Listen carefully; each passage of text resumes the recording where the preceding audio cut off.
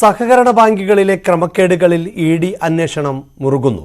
കരുവന്നൂരിന് പിന്നാലെ കോൺഗ്രസ് നിയന്ത്രണത്തിൽ ഉണ്ടായിരുന്ന തൃശൂരിൽ തുമ്പൂർ സഹകരണ ബാങ്ക് ക്രമക്കേടിലും എൻഫോഴ്സ്മെന്റ് ഡയറക്ടറേറ്റ് കേസ് എടുത്ത് അന്വേഷണം ആരംഭിച്ചു. വ്യാജ ആധാരം ഈടായി നൽകി ബാങ്ക് ഭരണസമിതിയുടെ സഹായത്തോടെ 3.5 കോടി രൂപയുടെ ക്രമക്കേട് നടത്തി എന്നാണ് ഇഡിയുടെ കണ്ടെത്തൽ. നിലവിൽ അഡ്മിനിസ്ട്രേറ്റീവ് ഭരണത്തിലാണ് തുമ്പൂർ സർവീസ് സഹകരണ ബാങ്ക്. കോൺഗ്രസിന്റെ നേതൃത്വത്തിലുള്ള ഭരണസമിതിയുടെ കാലത്താണ് ബാങ്കിൽ വിവിധ തലത്തിലുള്ള ക്രമക്കേടുകൾ നടന്നതായി കണ്ടെത്തിയിട്ടുള്ളത്. മുൻ ബാങ്ക് പ്രസിഡന്റും കോൺഗ്രസ് പ്രാദേശിക നേതാവുമായ ജോണി കാച്ചപ്പള്ളിയുടെ നേതൃത്വത്തിലായിരുന്നു ഭരണസമിതി അന്ന്.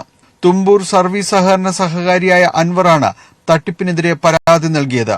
തുടർന്ന് സഹകരണ വകുപ്പ് നടത്തിയ അന്വേഷണത്തിൽ കരുവന്നൂർ മാതൃകയിലുള്ള തട്ടിപ്പ് പുറത്തുവന്നു.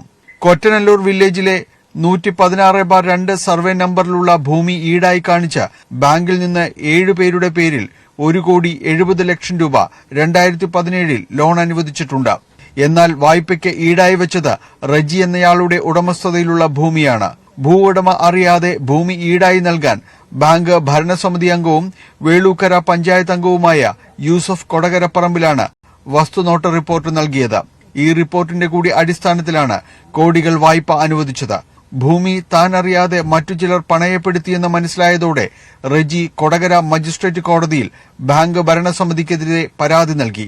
സമാനമായ നിരവധി വായ്പാ ക്രമക്കേടുകൾ ബാങ്കിൽ നടന്നെന്നാണ് ഇഡി വ്യക്തമാക്കുന്നത്. 7 പേരെ പ്രതിയാക്കി ആളൂർ പോലീസ് എടുത്ത എഫ്ഐആറിന്റെ അടിസ്ഥാനത്തിലാണ് ഇഡി നടപടി. കേസിൽ മുൻ ഭരണസമിതി അംഗങ്ങളടക്കമുള്ളവരെ ഇഡി ചോദ്യം ചെയ്യും. 2024 ആദ്യ കേസായാണ് തുമ്പൂർ സഹകരണ ബാങ്കിന്റെ ക്രമക്കേടിൽ ECIR. ന്യൂസ് 18 കൊച്ചി.